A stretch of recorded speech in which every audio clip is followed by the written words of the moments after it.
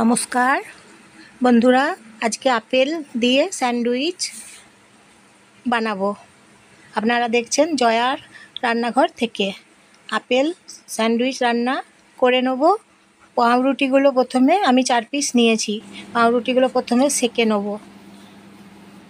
পাউরুটি সেঁকে নিয়ে তারপরে বাটার মাখিয়ে নেব পাউরুটির মধ্যে। 2 পিঠ পাউরুটি ভালো করে সেঁকে নিলাম।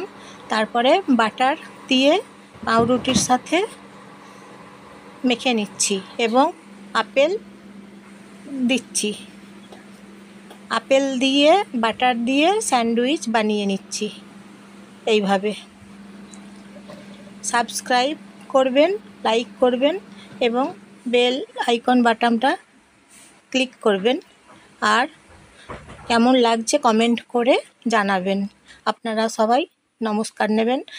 আমার ভিডিও দেখার জন্য আপনাদেরকে ধন্যবাদ। পরের এপিসোডে আবার আসবো নতুন নতুন রেসিপি নিয়ে। আজকের মতো আসি।